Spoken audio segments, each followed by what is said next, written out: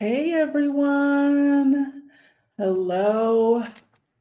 How is everyone doing? Okay, there we go. Hello. I'm going to let some people kind of come into the room before we get started. So, welcome to another Friday Night Live.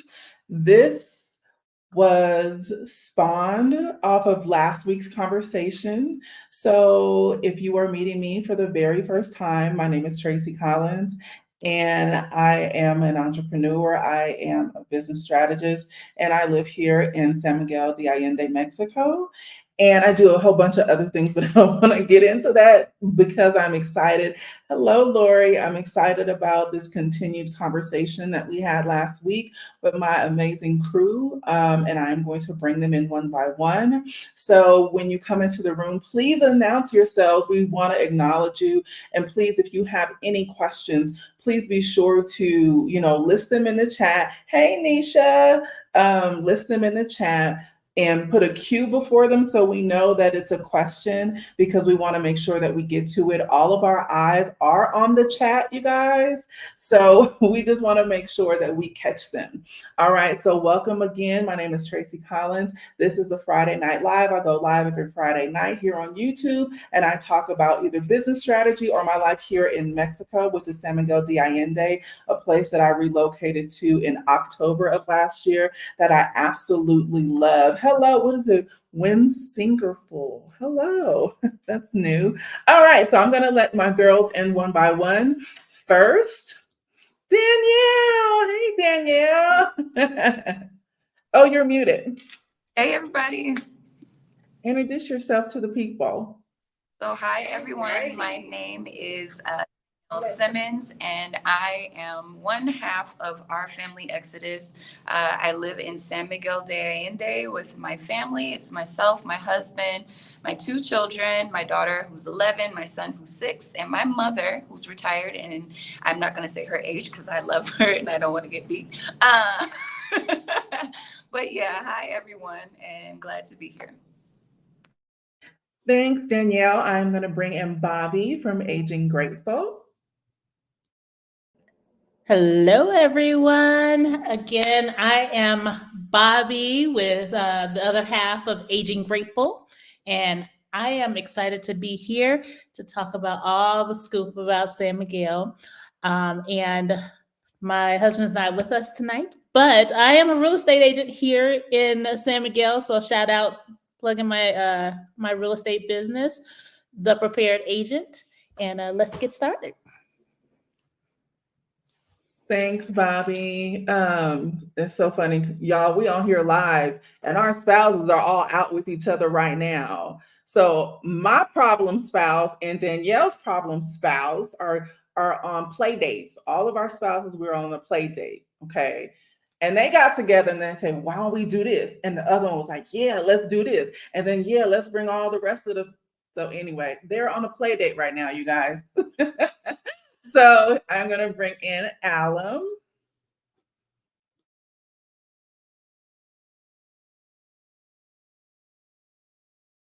Alum, you're muted. We can't. There we go. Trying to make sure we don't have like feedback. I'm Alum, one half of our Exodus Life. My other half is also on a play date with everybody else's spouses. I also have a business called Core Servicing Solutions, where I help small businesses with their bookkeeping and assist them in their operations of their business. And we've been living here in Mexico for about 8 months now. So I'm excited about this conversation. Thanks, Alum. And finally, we are bringing in Dee. Hey, am I muted? No, I'm good, right? Am I muted? No, okay. Hi, I'm Dee with Brown Girls Invest Too. I help other Black and Brown women learn to invest in the stock market, spend less, and save more. Glad to be here. That's a wonderful elevator pitch, Dee. You've been refining that one. Let me see if I can get somebody to invest in me. Listen, she helped me with my portfolio the other day, and it's improved greatly. Oh, wow. Good. Glad to hear See? that. Well, All right, you guys. So let's jump into it. Last week, if you didn't have the opportunity to watch our live, we collectively decided to go live last week because we wanted to shed light on our experiences here in SMA in particular. We all come from various backgrounds and various geographic locations within the United States and have a varying level of professional experience. And we all have immigrated to Mexico in particular with, the beautiful sweetness of San Miguel De Allende. And we wanted to shed light on not only our experiences, but what it is that we can share with you guys. So if you are considering a scouting trip here in SMA, or if you are considering relocating here to SMA, we can add some more context to what you have already heard. Okay, so I'm actually going to start because I am passing it over to Bobby because she has the questions. So we had a list of talking points that we wanted to gather so we wouldn't just be fumbling our words when we came to you guys collectively. But the beautiful thing about an interactive conversation is that fact that it is a dialogue, not a monologue, and you guys dropped a lot of questions in last week that we didn't get the opportunity to address. So this is the opportunity that we are circling back around, doing our due diligence to make sure that we answer all of your questions. So Bobby, can you kick us off, please? Hey y'all, hey y'all. Sorry, I see some really great hellos in the comment section there. But I do want to actually piggyback from last week's conversation. We had quite a few ladies talk about their different businesses, whether like hair or makeup or lashes, and how the cost differential between the United States and Mexico, could they actually move here, earn a living similar to what they are doing in the United States, or would it be less? What are your thoughts on this, guys? Let's piggyback on that. Honestly, I think they can come here and make an income that is to Mexican standards. I don't feel like you're going to be making U.S. income in the same way that you're making in the U.S. But I feel like there's a lot of opportunity for like a secondary business that can supplement your primary income. Yeah, I agree with that. I feel like one thing about coming here is that a lot of people move here because of the low cost of living. So to come here and then charge United States prices, it probably wouldn't, go over well. We have a lot of people who are retired, or, people who are just looking for just a simpler, working, living on a fixed income. So I would just consider that when you come. Yeah, like Alam said, maybe like a secondary, business. If you have your business in the States and then you come here, to for maybe a month or something to take clients, or a couple weeks or something like that. I think that would work. But yeah, there's definitely a difference. And I don't know what percentage, probably lower, you would want to charge. I don't know, like 30% lower or something around that. I don't know. But yeah, definitely can't charge the same. I also think it's who your target demographic is and what it is exactly that you do. If you're looking to provide direct to client services here for people that are located specifically here in Mexico, yes, they are absolutely correct.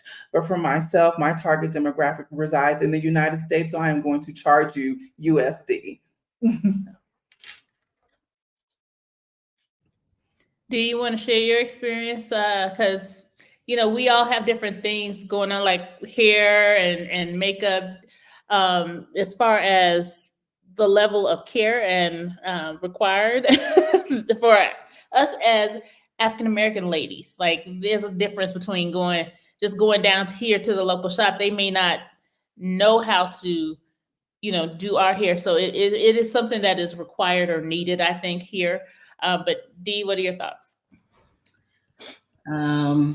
My hair is 30 something years old, and that means I treat it very well, and I want it a particular way. Have not been able to find that. I found myself having to fly back to the States or find other areas within Mexico to fly to find the people to be able to take care of my hair. I had a hair emergency last week, and good Danielle right there hooked me up. Thank you very much. So if you've got those kind of skills, come hither, please. I, I, I will also say, I will piggyback on this and say, give it a test run. Like put some fillers out on some of the Facebook groups and things like that, because I think that way you'll get a more accurate picture of maybe what you should be charging for one, and two, the type of services that really are needed and required here. Because I mean, though our Black community is growing, there's like not, hundreds of thousands of us or tens of thousands of us yet here. So do the research is what I will say. Do the research before you come. Which leads me to, go ahead, Tracy. And I think this question is in particular to the beauty industry, correct? Correct. Okay, so I just wanted to put some clarity on that. We're not talking about all levels of product and or services that are offered. This is specific to the beauty industry here, because there is a significant lack for people of darker hues or different textured hairs. Absolutely. And also for other businesses, still consider doing the research, because the reality of the matter is there is a lot of opportunity. We said it last week. There are lots of opportunities here.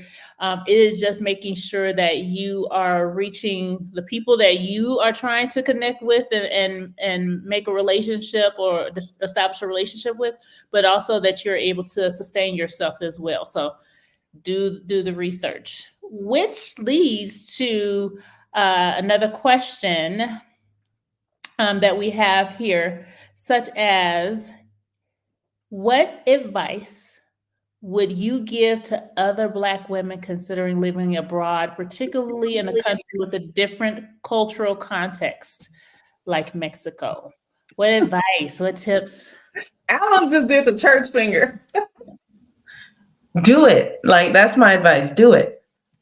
Because honestly, I feel like you need to go where you are treated better than in some areas of the United States. And we all know that Black women especially seem to be getting the worst end of treatment when it comes to certain folks in the States. And that goes for some of our people as well.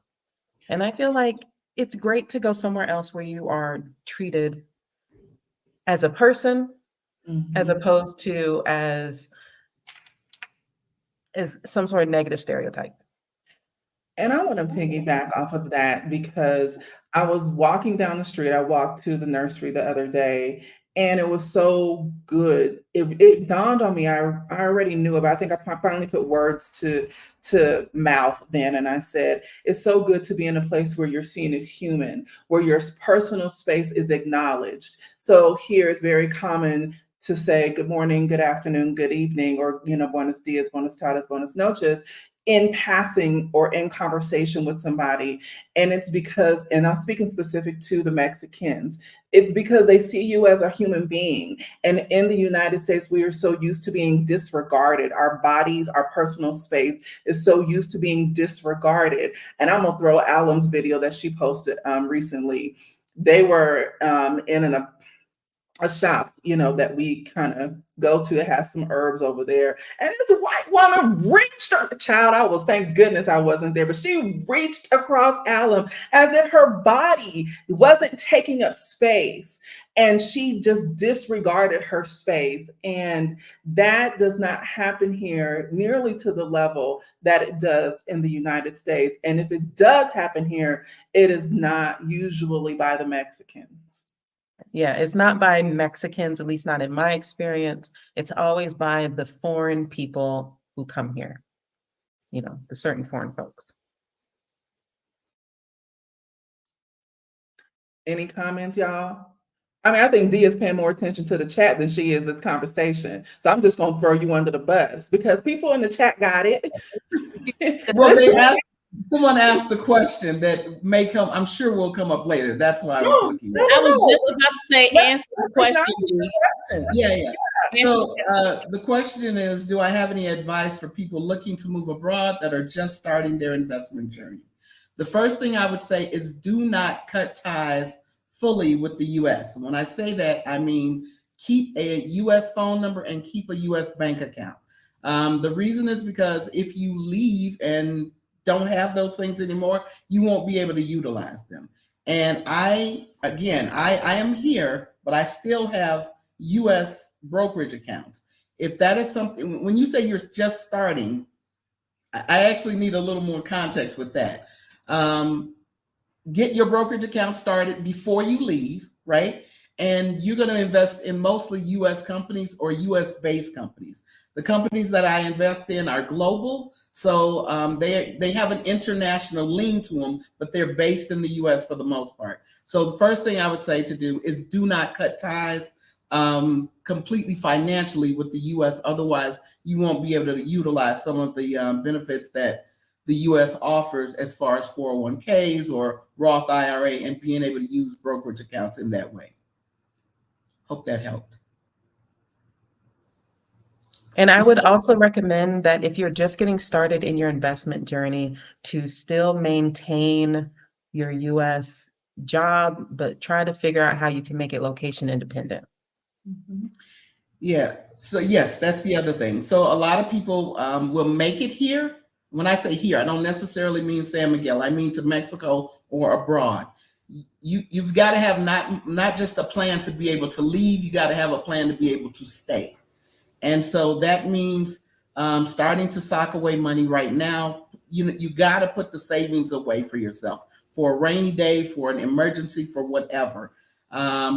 You probably also should look at some of my videos. That's the first thing. There's a bunch of things that could happen, but if you give me a little more context to what you're speaking of, I can give you a few more answers.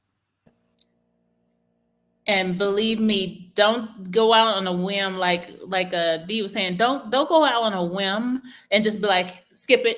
I'm just gonna get on the plane and I'm gonna chance it, because I'm telling you, something will happen. It's not an if, it's a when, and you want to make sure that you prepare yourself accordingly. Absolutely. I do see this question. Tracy, you put that. I'm not in the beauty industry, unfortunately, and I love to sport a short hairstyle myself.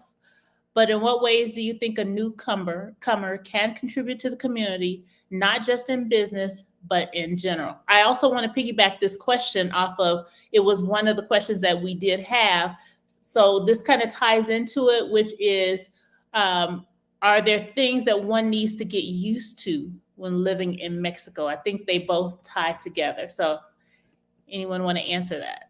Yeah, I will. I think you can contribute to the community by bringing your authentic self and bringing all of your gifts and whatever it is that you are talented or gifted in, bringing that contributes to the community in an amazing way. So for me, I'm not in beauty industry and I have a remote job, but part of me moving here was that I wanted to get back into the things that I was passionate about, which is music and singing. So for me, one of the very first things I did was get in touch with some of the local, music, people and started, doing the things that I love, and I think that if you just bring your authentic self and the things that you like, I think there's a lot of people who get in touch with passions that they had, repressed or whatever, because you're so busy in the States, you're doing so many things. But yeah, I think that is the greatest way that you can contribute to the community here, is by doing that. And for me, I am very intentional about where I spend my money when it comes to being here in SMA. I patronize the native neighborhoods. I am trying to be really intentional about saying local versus native, because at this point we're all locals, but we are not native. So it everything that I buy for the most part, or that we buy for the most part, it comes from independent business owners who are Mexican. And that is intentional on my part, because I try not to spend, if I can help it, towards big box stores or entities that are not putting the money directly back in the hands of the natives here. So being intentional in that regard, and then also not only just having community with these wonderful people here on this live, but it's also about getting to know the locals, getting to know the natives here, making sure you're making community. I feel like Alum's neighbor is my neighbor, and so I'm kind of lightweight jealous, but I don't want to put that in the chat, so I'm just going to say it right here on live, because she's always getting gifted, invited places, and fed by. And I'm a neighbor too. And I'm a neighbor too. Listen, I feel like I've hit the lottery. I've hit the lottery. I think we just all need to just bum rush her house or the neighbor's house at this point, because we're family. Absolutely. Absolutely. I mean, once you have a Mexican friend, I feel like you've made it. Like when they invite you to the birthday parties, like I've succeeded in life. I've done something really well. And he literally just came over and brought this to my house, brought that gift that I shared with y'all. And he was on his way to work, but he stopped by here first and brought that over. And I'm like, beautiful. I have done something well in my past lives to get to this point. I will also say be open to learn and have new experiences too. It's different here than the United States, and it may take a minute for you to get your bearings. But for me, I had to realize not everybody is having a bad day here. I mean, it seems like in the United States, that's what, everybody's kind of like on edge, and, they ready for stuff to pop off. And I had to take it down a notch and say, you know what? The person who's walking past me, they're saying "Bon dias" or "Buenas tardes," and I mean, they're genuinely meaning it. It's not just in passing, and it lets your guard down. So you got to be open. You have to also be open to the experience as well.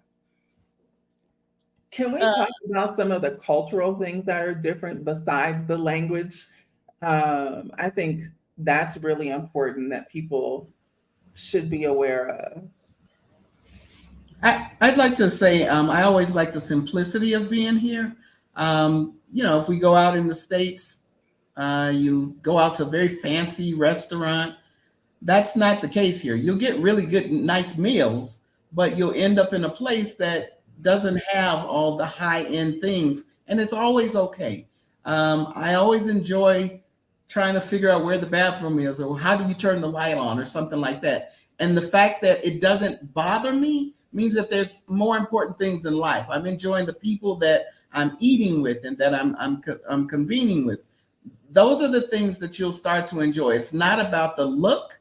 It's not about how much money you're wearing on your back. None of that. It is all about enjoying the people that you're with and enjoying the food and the drink. So that's one thing that I find.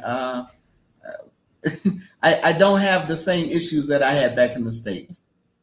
Yeah, I agree. I also think there a big cultural difference are a lot of the holidays, so many celebrations and holidays here, cultural celebrations, and they all really mean something, right? Like you think about like Valentine's Day coming up, like that's such a commercial, like just ridiculous holiday, right? But today there's a festival here, or I guess, could you call it a festival? Yes.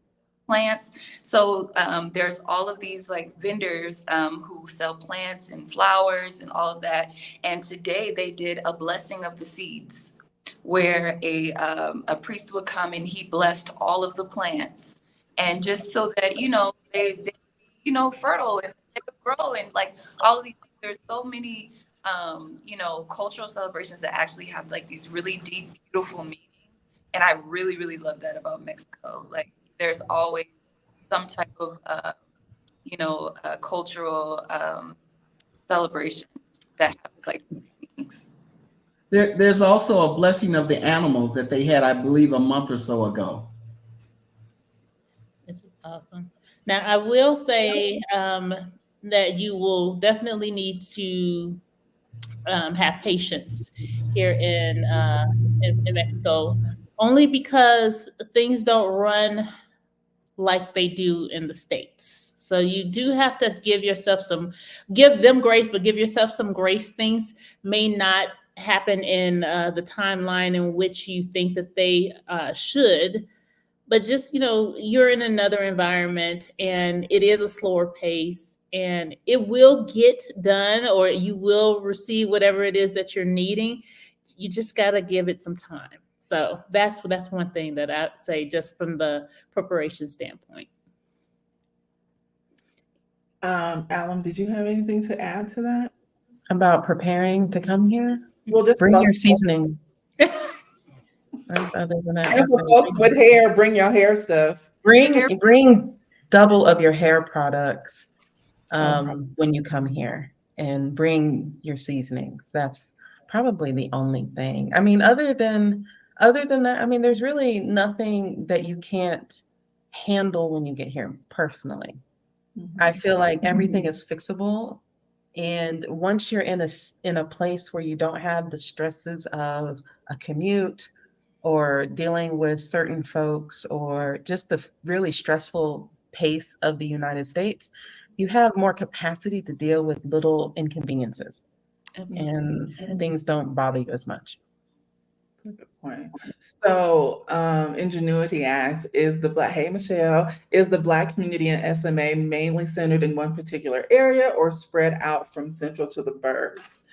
We're all over the place. Yes. Yeah. We're everywhere. Yes. But I love that it's pretty much for the most part walkable. I do like that. I mean, because most people think San Miguel, they're thinking of Central, right? They're just thinking that, but no, there's so many different, which we just explained last Friday, so many different fractions and communities, but a lot of them are walkable, and we all live in them. There's like this is just where Black people live in San Miguel. No, I mean, we are definitely all over the place, which is beautiful. Beautiful. All right. So what's next? Okay, so someone asked about in what ways have you found common ground and built connections with the local community, fostering understanding and cultural exchange? I could say one of the things for me was during Dia de las Muertes, taking class to understand. It was a mini, like a clinic to understand what it meant, and then to immerse ourselves in culture with, the face painting, and to honor and respect our past loved ones. And I mean, it's not something that we do in the United States. We don't celebrate death like that. And it was rewarding, as welcoming, as something that I know that I'm going to continue in my own practice here in celebration. So, I mean, that definitely is something that I immerse myself in. Anybody else? Yeah, I lost my mom 3 years ago, and once I came here, and they have the Day of the Dead, but also watching an actual funeral procession. The funeral processions they literally carry the person down the street with the family walking behind, right? And I'm not sure if it's other people just joining in or if it's extended family and friends, but people stop for that. People honor that. And I remember when I was driving to one city in Mexico, I actually saw one happening on the side of the road. They also had horses in front of the procession. I pulled over. What day was it? It was my mother's birthday. That's what day it was. And I pulled over, and those people allowed me to take part.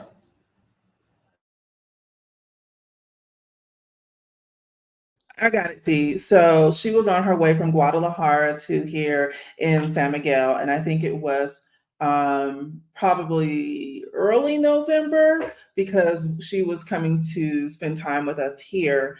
And that was what happened. And they allowed her to honor her mother during, their celebration of their lost loved one too. So that is one of the things that Mexico will teach you if you don't. And it, kind of adds, to what Bobby was saying as well. It'll teach you to honor your family and that capitalism is not as important as Western standards make it out to be. It teaches you how to immerse yourself in community. It teaches you how to learn and to learn differently and to be open. And I think all five of us, and then some, Mexico embraces you with open arms, accepts you for who you are without judgment. And that's it's such like a warm hug because as Black bodies from the States, we come from a place of discrimination all the time. So to come to this place to where it's the complete opposite, you have to take at least a year or more to shed yourself of that level of experience that you were so deeply indoctrinated in. Beautiful. I know there was another question that was out that we had listed about being able to celebrate our own cultural heritage while embracing the Mexican culture. Is that something that we are able to do here in San Miguel? I mean, we do have, this is Black History Month. Thank you, Danielle, for sending out the memes. But are we able to celebrate who we are and still respect the Mexican culture? For sure. Yeah, I think Tracy said it best. Like, we're, human beings here. Nobody is, trying to oppress us or anything like that here. And we are able to, bring all of ourselves here, bring all of us, and that includes our culture. So yeah, I think that that definitely we're able to celebrate who we are without, judgment or without any type of, negative backlash. And I think that's one of the best things about being here is, yes, we celebrate the culture here, but then we're also able to bring our culture as well. And it's I think that it's what's the word? I think that the locals also want to know more. Like, they want to know about our culture and those things too. So yeah, that I love that. I think too, like when we're asked about like where we're from by the native people here, it is a genuine ask and an interest in your life. When we're asked by the others, it's a how dare you be here. So when you have conversation and engage with the natives and immerse yourself into the culture, that too is a part of that warm hug. Because again, like Bobby said, we're so used to being hyper vigilant and stuff is ready to pop off that we sitting on ready. But Mexico has allowed us to teach us differently, to show that people actually care who you are, what's your story, what's your journey, what brought you here. And then they'll say also, welcome to Mexico.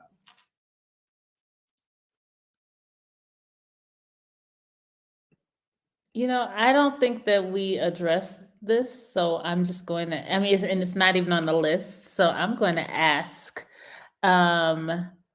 what was your reason for moving to Mexico? And what is keeping you here? Is there one thing that's keeping you here? I mean, I'll go. My reason for moving to Mexico was because it's close enough to the US in case we needed to travel. That's honestly the reason why we got here. We came here. My reason for staying is the great city that I'm in, the Mexican people, and honestly, this community of Black women that I have around me. I don't think I would stay here this long if it wasn't such a great community um, of people to be around, not just the Mexican people, because we're not isolating ourselves, but it's also the Black people that we get to be around on a regular basis.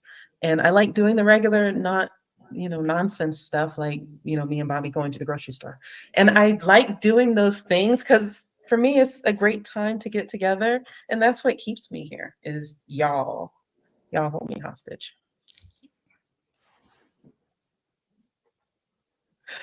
Who's up next? I'll go.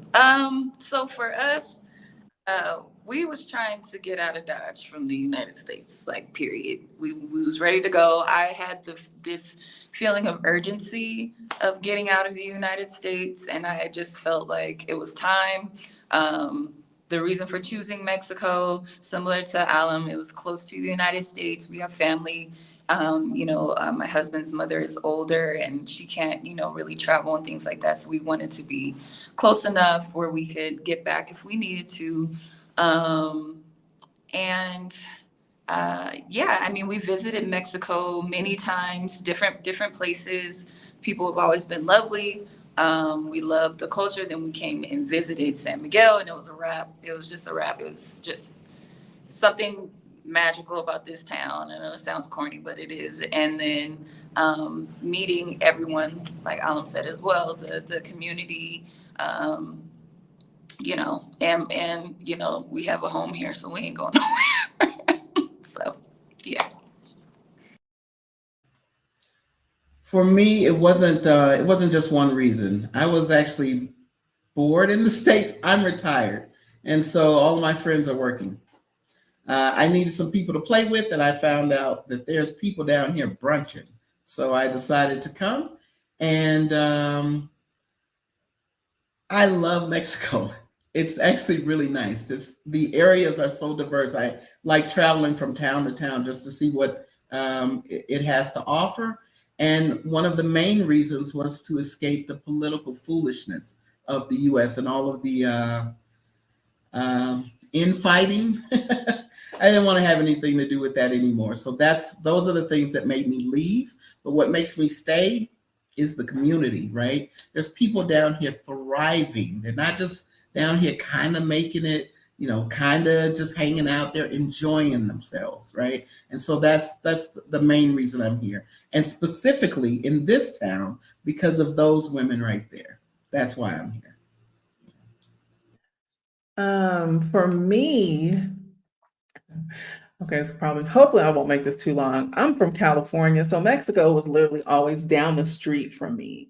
And I grew up in a time where, as we all did, like, don't go to Tijuana because, X, Y, and Z. And Mexico was very close to us in proximity. So that fear. So when people were coming to Mexico, and I had been to other places in the world, I was like, what the hell? Why are they? What's the big deal? Like, because I always grew up with Mexico being our next door neighbor and not going. So when I went, I fell in love with a country day 4, and I said I was moving here. So what brought me here is it's not what you are sold and told in the United States. And I've been to enough cities in this country to say that. Before we landed on San Miguel, I think San Miguel was our 9th city that we visited in Mexico when we finally, found our home. And I don't mean like dwelling, I mean place to call home. What keeps me here? I love Mexico. And I've realized that I've always loved Mexicans. And I say this, my oldest is half Mexican. She's 30. She'll be 31 soon, now I think about it. So she's half Mexican. So Mexicans have always been in my life. And being from California, the food has always been a part of my life. Which means I've always loved the culture, like the Day of the Dead. That was just a part of what I saw growing up. And so it has only allowed me to fall more in love with the country. And I'll fight you tooth and nail, say something bad about Mexico. I will, like, the United States is the government. I mean, the cartels, now what? Like, I mean, I will go back and forth about it, but so much so that I'm actually considering doing other things to expand my stay here beyond permanent residence. Okay, for me, I will say we woke up one day after our kids were almost grown, almost all of our kids. We have two left that's not. And said, "Holy smokes, retirement is close. We need to get our booties in gear because we haven't saved, invested for anything." And looking at our finances, we sold everything, and said, "You know what? Mexico is right there. The cost of living is less than what we have right now. Let's give it a shot." And it turned out to be one of the most amazing choices and decisions that we have made, allowing us to be able to save for retirement and be in a good place now. So that was that.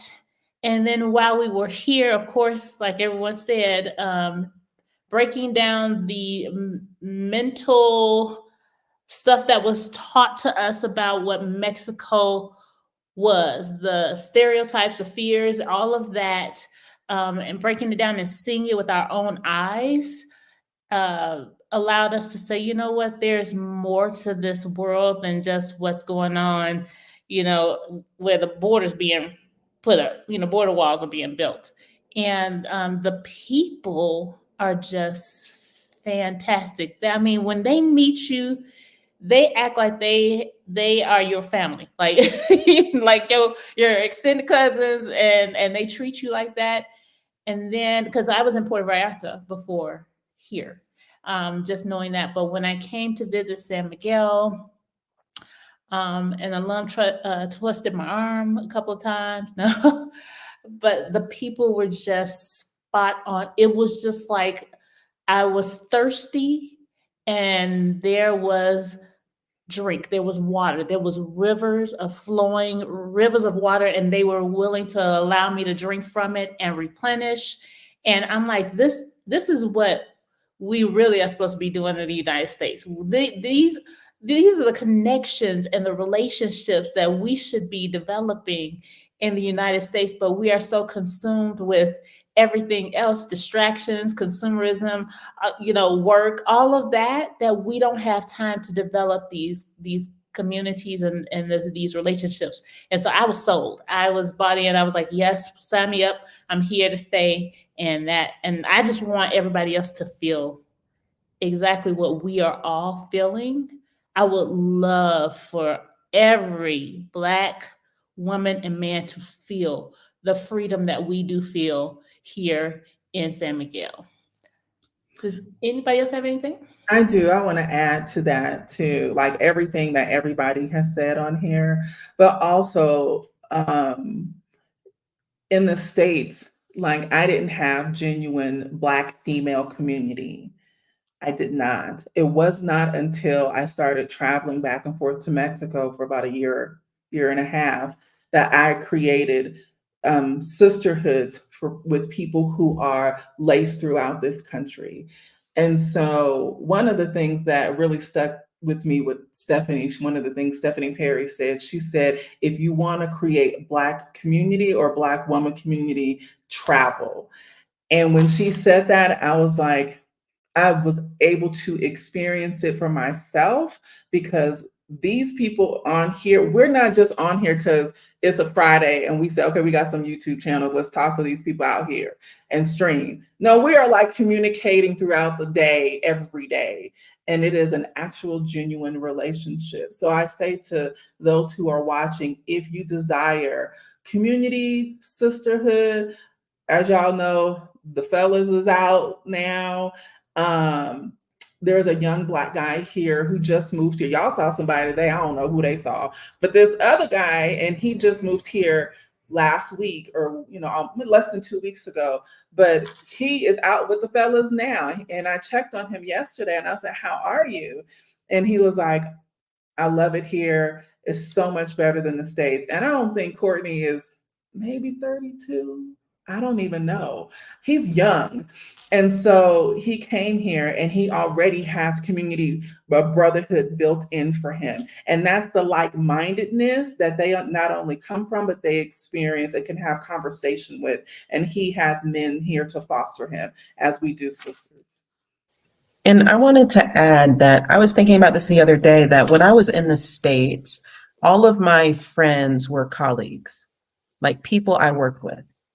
I did not have a diverse group of people that I knew with very diverse background. Like we all can only talk about that we worked in mortgage banking because that's what we did. We've been colleagues for 20 years. And those are the only people that I knew that I maybe hung out with outside of work. So this is new for me because now I have a group of people that we hang out regularly, and everyone has such a diverse background that is astonishing to me on all the things that everyone has been doing with themselves. Because now it's like, wow, this is amazing to have here, and something that I haven't ever had in my life. So Mexico has been great for me. And I just want to say this, if you do come visit San Miguel, don't worry, we will find you. Danielle's yelling at somebody today on the street. We will find you. We will find The brown pizza girl. guy, the Oh, pizza guy referred a black guy to my husband because he's like, hey, I saw a black guy who just arrived and I wanted to give him your phone number. And he's a wonderful people, pizza guy. He's not like those people. He's great people. And so, it's kind of like he knew who to pass him off to because we are the committee, I suppose. Danielle, did you find the guy? That's all I want to know. man, he had his earbuds in. I was hollering from across the street and I wanted to cross the street, but it was busy. We'll find them before the weekend out. Don't worry about it. Absolutely. Big burly brother was with a beard. And he was like, I was like, hey, cousin. And he just kept, I was looking at, he had some earbuds in. I was like, oh, okay, next time. Yeah. Somebody asked the question here, but I wonder, oh, go ahead, Tracy. No, go ahead. You can read it. No, I wonder how the Native Blacks, descendants of the slave trade, are treated. Do they have opportunity or are they at the bottom of the bucket? Racism or colorism, even if camouflaged? So in 2020 is when Mexico finally recognized Afro-Mexicans as Mexicans.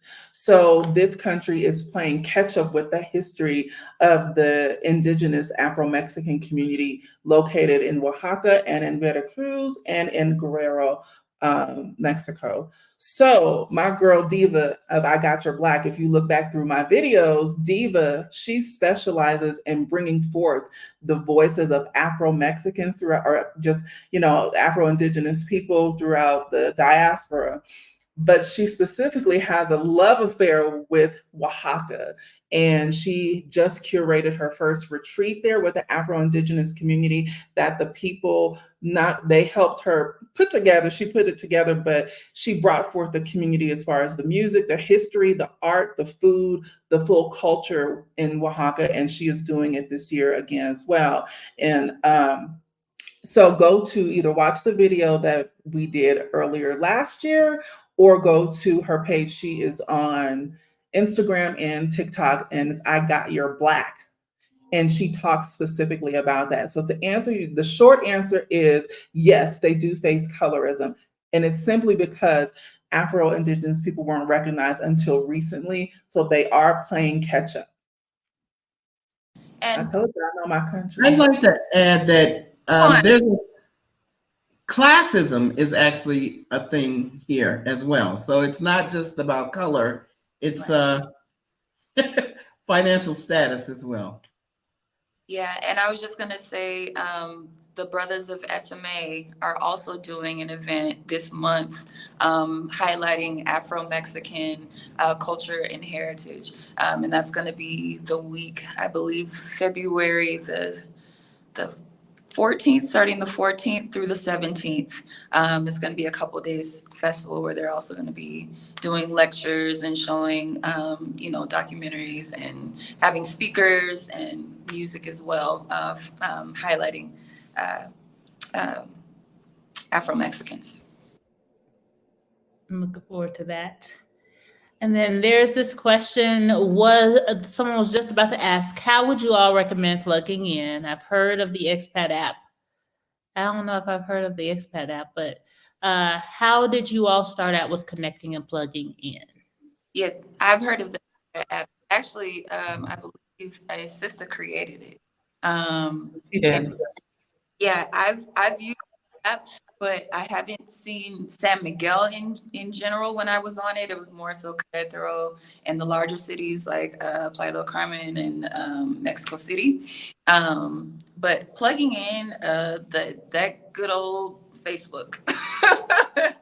Good old Facebook, those groups, there's Black SMA, there's Black in Querétaro, Black in Mexico City, every city you can think of, essentially. And in our case, the Black SMA group, spearheaded by Michelle Wedderburn, has been very invaluable, very responsive, and people are always, willing to meet up or do whatever, so I highly suggest Black specifically for San Miguel. And just walk down the street, we will find you as well. That's another. That happens a lot. Go to the grocery store, go to La Comer, and you'll hear, "Hey, Black person." And you better respond too. Oh, please do. Right. That part. Because if you don't, we're gonna get in your face then. Why you not talking to me? No, Right. not gonna get in your face. Don't bring that not speaking stuff here. Leave that don't bring that with you. No, this is a different place, a different space. We are all about openness. We're all about freedom. We're all about love. We're peace. Because listen, we earned it. We moved here. We deserve it. So please bring that energy with you when you come in to visit Mexico and San Miguel in particular. Yeah, especially if you come in to visit Mexico. This is in San Miguel, it's a very social community. With Mexicans, with the foreigners, it's a very social community. So, I mean, if you want to go somewhere and be alone, that's possible. But San Miguel may not be the place if that's what you want, because you're going to be stopped when you're busy and you're going to hold a conversation for 30 minutes, even though you really have somewhere to go. It's just how it is. Well, you may get dragged to a restaurant and thrown in the Uber and say, come with us. We're going to brunch, which is not unheard of in this space. You will get in the car with strangers. You will get in the car after the dinner, though.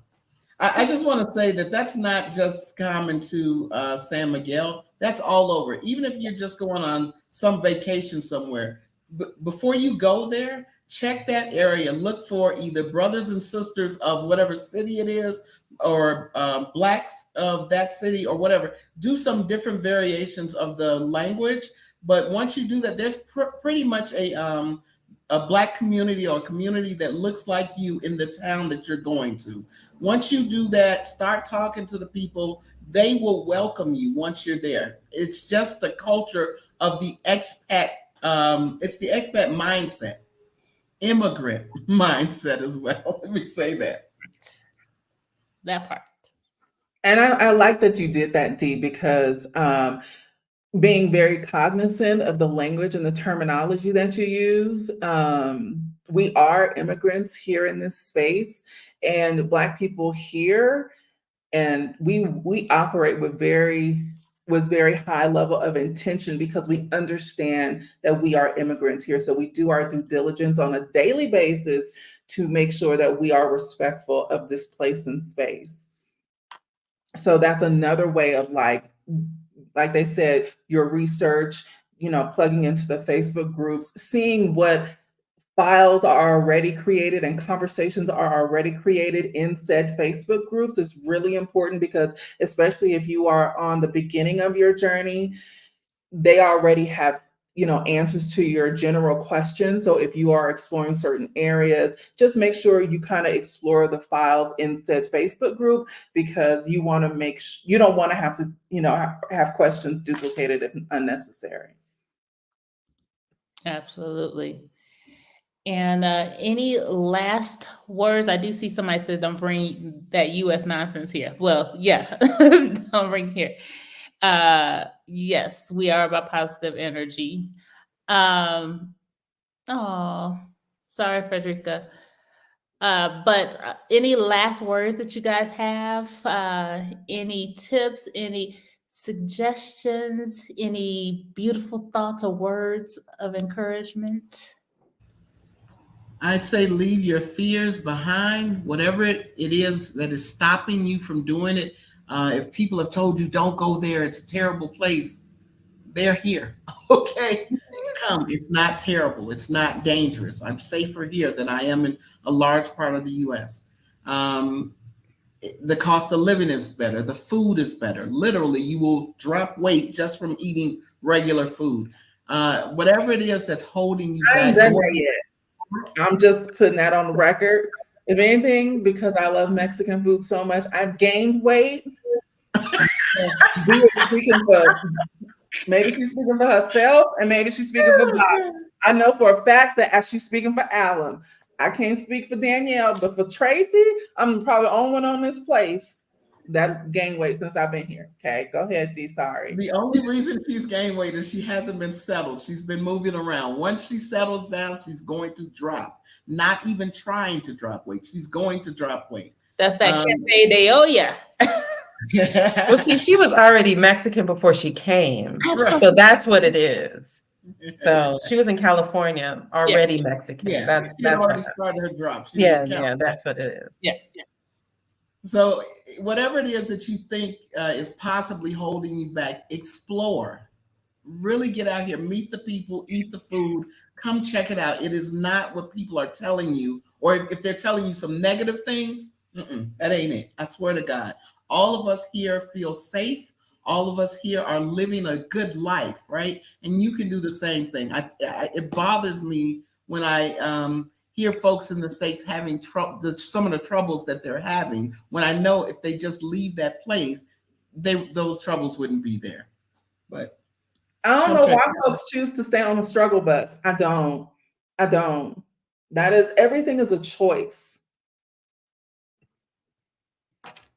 It's sad that we have to stay in slavery. That's what I call the United States, because it just changed the definitions and the terms and all that, but it's still the same thing. I just want to add that I think for a lot of people, leaving the United States feels inaccessible. And I know we are all coming from various background, very diverse background. Like we're not, I'm going to speak for myself. I was not in a place of financial stability 5 years ago. And when I decided that we were going to make this move, we really started making smarter financial decisions. That's the change that happened. We were not in that place before. And now that I've done this, I wish I would have done this 10 years ago and not now when all of my children are adults. I wish I could have brought them when they were children. So that's my 2 cents. Yeah, if we could have come here 10 years ago, and the cost of living is already lower, but imagine 10 years ago. Oh my gosh, yeah. But yeah, I mean, for the price of a brunch, in Atlanta, you can get your passport. You know what I'm saying? So it's like, just think about that. Like, it's not that much of an investment to, get your passport and, open yourself up to just so many possibilities. It doesn't even have to be Mexico, but anywhere, go anywhere outside of the United States, and you'll just see, how much you've been lied to. It's really, really sad. But yeah, the people who are telling you, oh, it's dangerous, ask them if they have a passport. Ask them if they've ever been. More than likely, the answer is going to be no. So I would just, encourage you guys to, just like Alan said, just do it. Get out, just come. And once you get here, you'll see what the hype is all about. I'm sorry, I just want to throw one more thing in here. If you do travel and go stay on a resort, don't do that. Get off of the resort. That's not the country at all, right? And again, this is why you want to get involved with the groups prior to you getting there. You will have a much different experience than if you just go to the resort and, oh, they said go eat here. Well, that's the expensive place. They get paid for sending you to that particular place, or you're going to get charged like a tourist or whatever. So again, get with the groups, get with the people, us, and whoever else you can find in the cities that you're trying to go to. And those people will show you where the good eats are, where the cheap this is. They're going to show you they're going to give you an experience that you couldn't have on your own. Just throwing that out there. Beautiful. And I that's wanted to add about the passport. I'm sorry, Tracy. no, go ahead. If you have children, their next birthday, get them a passport. Because even if they're a child and they have a child's passport, that is still an official document once expired, and it can be used as identification. So please get your children a passport for their next birthday, because I promise you that will benefit them so much when they become an adult. Help them travel if they get a job offer somewhere else. Like, open up their world. Okay, I'm done. And let me say this too. I want to bring to light that there is no utopia. There is no like perfect place. There can be a perfect place for you, but there is no perfect place. And I don't want to make it seem like you come to Mexico, because Mexico has gotten expensive over the last few years, relatively considering what it used to be, but it is cheaper than United States. So there are variations in cost. Pay attention to the currency exchange, because it is going to impact what you pay on a regular basis, for basic goods and services. So download the XE app. And you can pay attention to, that's one of the many apps you should have. And there's several apps, and I may list them in the description. But there are dangerous situations. You still have to make sure you do your due diligence. You can walk around this place and space, being less hypervigilant, but you don't ever want to 100% let your guard down. So just know that even though we have wonderful lives here, that we ain't dummies either. We gonna make sure we're paying attention. Will you be safer than in the United States? Yeah, we don't have the fear of going out to the grocery store and being killed by gun violence. We don't have the fear of going to public spaces or the police barging in our house and killing us while we're sleeping. We don't have that here. So just know that there is no perfect place, but there is a lot of more perfect places for you outside of the States. Yeah, the same travel rules apply. Wherever you go, the same travel rules. You're paying attention, you're looking where your bag is, you're doing all of the things you're supposed to do when you're traveling. Like she said, there's no perfect place. It's great for us, but there's always downsides to anything. I haven't found it yet, but there are. Eventually, there will be something that happens that will say, okay. But yeah, same travel rules, pay attention to your surroundings, know who's around you, and know where your stuff is. Absolutely. And one other wise thing is follow each of these incredible ladies if you have not, because you will glean some wisdom, you will be loved on, you will gain some insight, some education, and you will probably laugh like there's no tomorrow. So follow all these beautiful ladies. And we are accepting applications for new sisterhoods in San Miguel. So the applications are open, just so you know. Anything else, ladies? No, thank you guys so much for being here. Thank you again for shedding so much light. If you are watching the replay, thank you so much in the future, and drop your questions and we will do our due diligence to make sure we answer your questions as best we can, or guide you in the right place where you guys can get your questions answered. Thank you so much for being a part of our internet community. And until next time, thank y'all for joining me on Friday Night Live. Bye. You guys have a great one. Thank you. Bye-bye. Bye.